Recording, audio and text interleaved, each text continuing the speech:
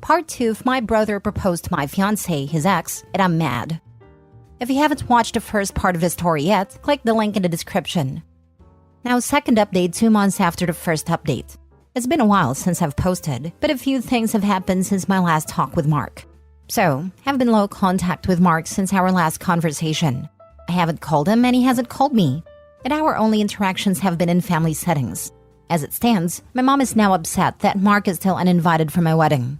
It started with a comment made during my younger sister Sophie, 22 female's birthday. Her boyfriend of I think 4 years proposed to her at the end of the night, and we sat around talking about what she envisioned for her dream wedding.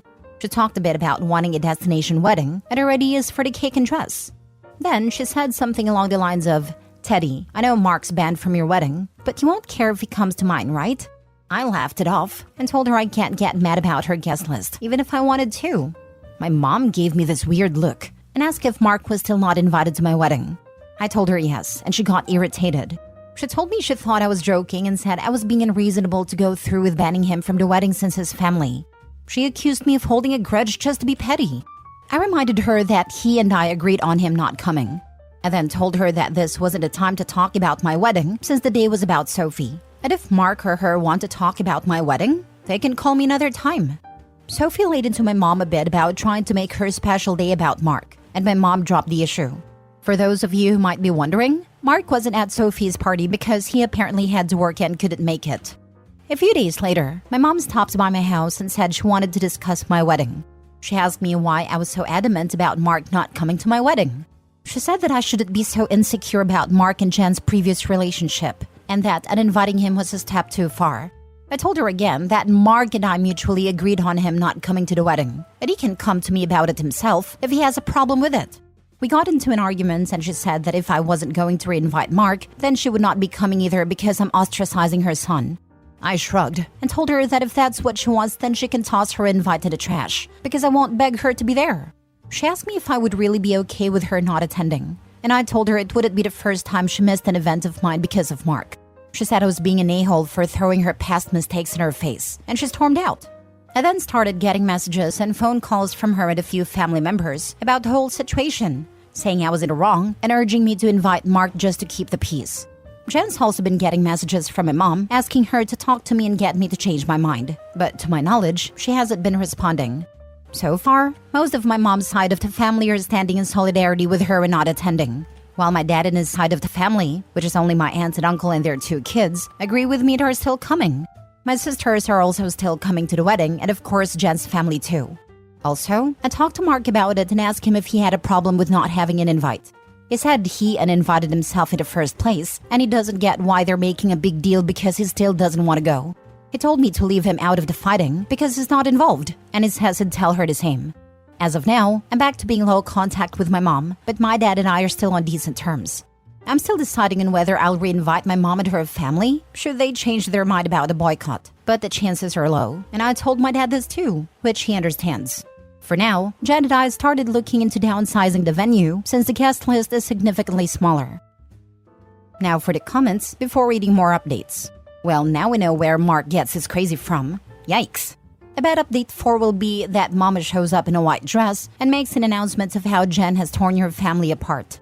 Update 5 will be how at your sister's wedding, she will talk loudly to anyone who will listen how horrible you both are. She needs therapy. Stat.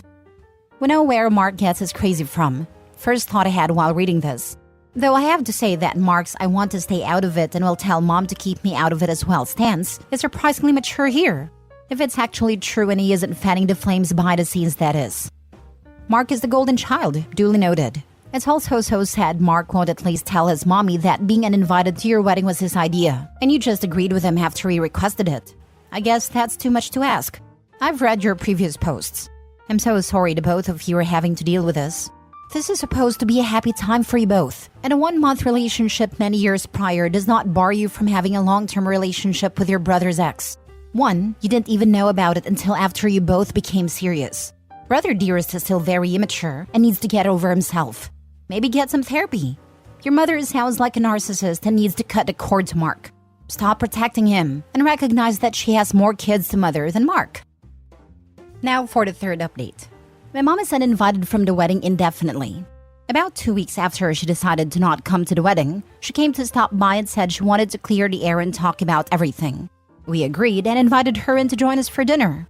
Jen made her a plate of food, and I asked her if she was still planning on not coming to the wedding. She said that while she wants to, she can't get over me not inviting Mark because of a simple mistake.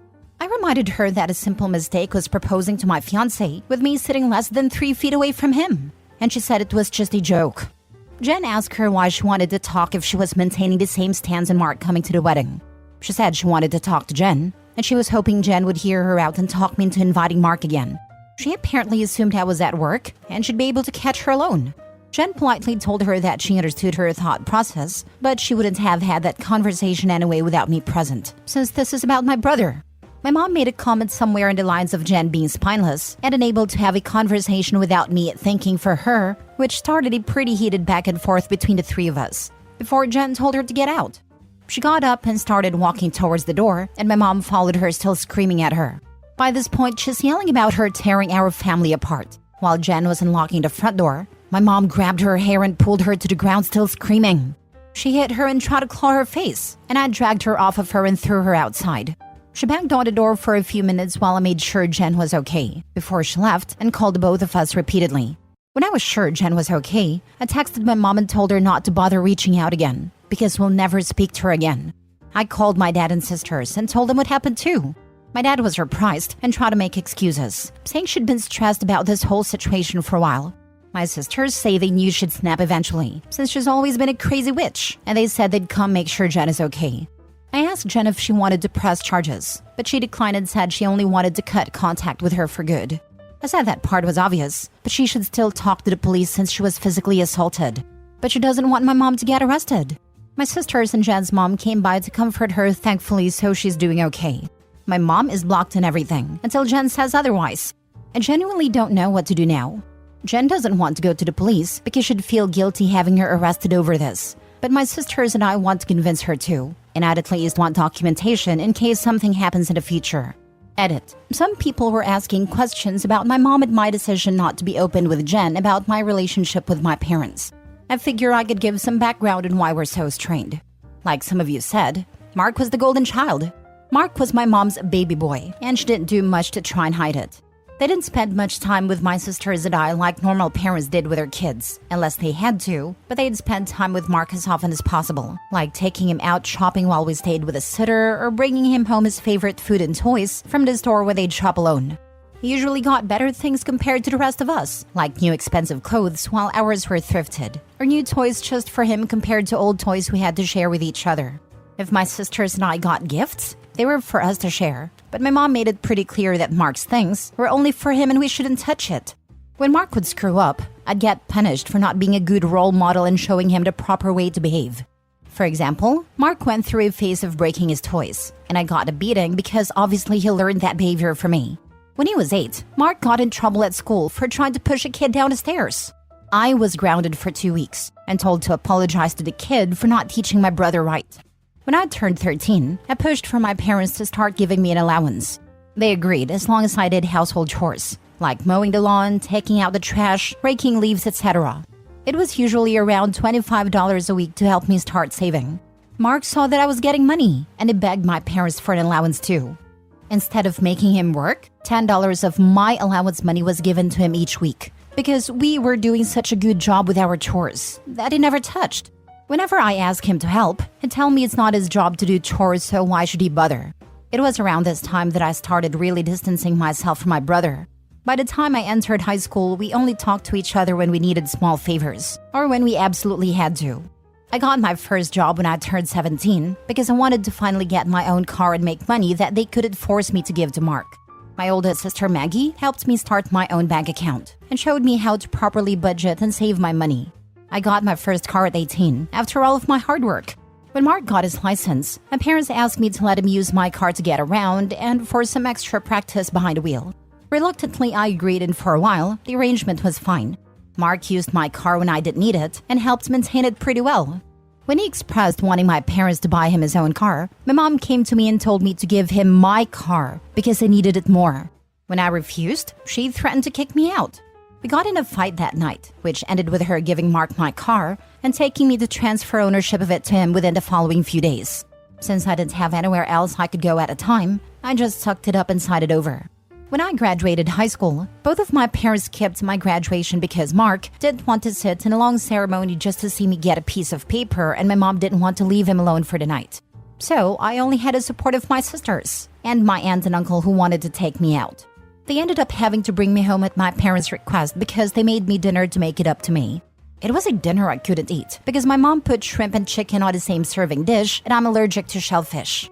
The first year out of high school, I worked 2 jobs to buy myself another car. And at the start of the new school year, I moved away for college and cut contact with them. They, mostly my mom, tried to reach out for the first few months via social media, and Sophie. But I never responded, and I told Sophie she would be cut off too if she kept trying. When she couldn't get to me through Sophie, she tried going through my older sister Charlotte, and a few times Maggie and Mark, until I threatened to file a restraining order for harassment. It was a bluff because I had no idea how to do it, but it managed to scare her off, and the most I got from her was happy holiday texts over the years.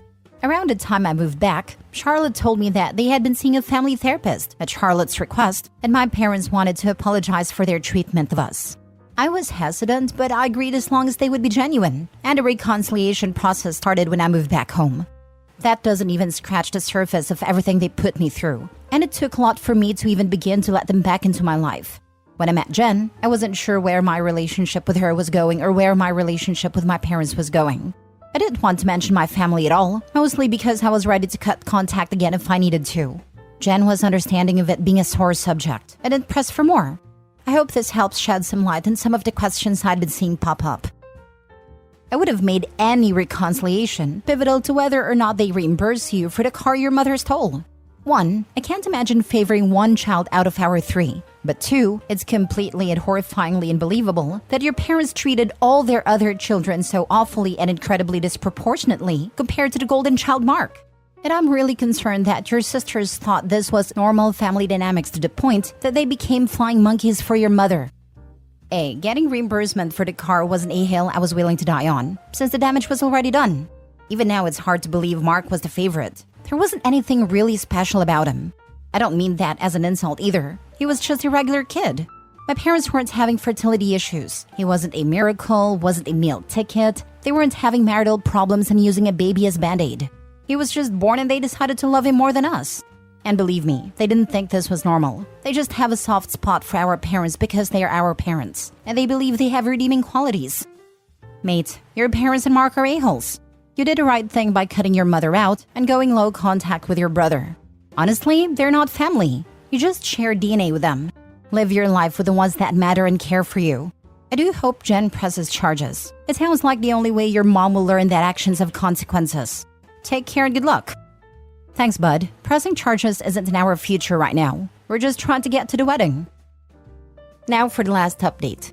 I want to thank everyone who's taken the time to give me advice on what to do going forward, and all the kind messages and comments I've gotten over the past few days/weeks. Jen and I have read the comments together, and everything is appreciated. To answer the most common question about why I chose to reconnect after everything, the short answer is because I would do anything for my sisters. Charlotte wanted the entire family around for the birth of her first child and to help her while she adjusts.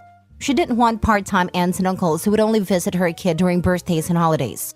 She was never the type to ask for much of anything growing up, so when she asked if I would be willing to try for her, I agreed, because it would make her happy. I also think part of me hoped that maybe they'd changed. I don't regret trying to reconcile either. My parents are still terrible, but I met the love of my life, so I call it a win. A few people wanted to know if there's an update, so here we go. Sorry if it's a mess or confusing. A lot has happened. We filed a report with the police and we were told that even though Jen doesn't want to pursue anything, it's not up to us to decide whether it goes further, but they would keep our preference in mind.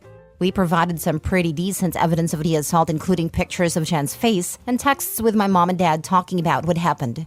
We were advised to report and record any other incidents with my mom going further, in case anything else happens.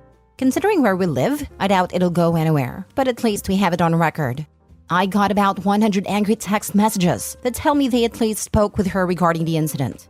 My mom tried to corner me leaving my job and screamed at me about trying to ruin her life. She kept screaming that I was an awful son for trying to get her arrested over a small misunderstanding, and she didn't understand what she'd done to deserve being punished like this. I told her that if she didn't like being in legal trouble, then she shouldn't have hit Jen. She demanded I tell the police to forget the report, which I refused. I told her exactly what the officer said about it being out of my hands. She had a tantrum in the parking lot and hit me a few times, just on the chest and arm before security intervened and dragged her off the property. I had to talk to my boss about the incident. Luckily, she was understanding of everything going on after I explained what was happening. When I got home, I told Jen what happened. She was upset and asked that we discuss the plan with my family moving forward.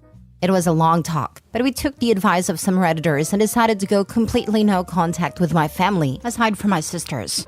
We agreed that having them in my life is adding unnecessary stress for the both of us, and we aren't even married yet. She told me she wanted to consider moving away and putting some distance between us and my family. She said that she'd try to stay out of my family issues because it's not her place, but she refuses to put up with my mom and her behavior or my dad enabling her abuse. A lot more was said, too much to put in this post, but I agreed with her that they were more trouble than they're worth, and I also don't want to put up with this anymore. I also agreed to go to therapy, and she's helping me find a therapist. I decided to call my dad after our talk and let him know I would be going no contact. He didn't answer the first time I called, so I left a message asking to have a long talk. When he called back, he asked if it was okay for my mom to be a part of the conversation. I told him it was okay, since she needed to hear what I had to say too. The conversation went about as well as you could expect. I told them both that Jen and I are cutting them out of our lives. My dad demanded to know why I would do something like that, after going through all the trouble of repairing our relationship. I told him that this entire thing with Mark has shown me that nothing is actually repaired between us. And as far as they're concerned, the world revolves only around my mom and my little brother. I told him that their continued favoritism of Mark has brought our relationship to a point of no return, and that I wasn't interested in holding on to a failing relationship. I told them that I agreed to reconcile for Charlotte's sake, but I don't appreciate all of the disrespect towards me and Jen, and that I wouldn't put up with it anymore for both of our sakes. To my mom specifically, I told her that I was tired of her using me as a scapegoat for her bad parenting and Mark's attitude. I also told her that I would never forgive her for what she did to Jen and what she did to me and my sisters growing up. She started to say how I should move on like my sisters have, but I cut her off and told her that she should take her forgiveness and move on, because she would never receive it from me, especially after everything she's done this last few weeks. She started crying and asking me how I could treat her like such a villain. I told her she could only be upset with herself because I've done nothing wrong. She cried harder and told me how much she regretted having me and how I've only tried to ruin her life. This started a heated argument between her and Jen once again, and Jen told her in much more colorful words that she was disgusting, and plenty of other nice names, for saying something like that to me. I don't know if she left the room or just decided to shut up, but my mom stopped talking when Jen was done speaking to her. My dad said he wasn't okay with being shut out of my life, and he asked me to try to understand my mom's point of view. He said that she was also struggling because her kids were at odds, and I was being unfair to punish her for her struggles with raising and caring for us. The last thing he said was that we were a family, and I shouldn't let past mistakes stop us from moving forward. I told him that the only person she ever cared for was Mark and herself, and there was nothing he could say or do to make me change my mind.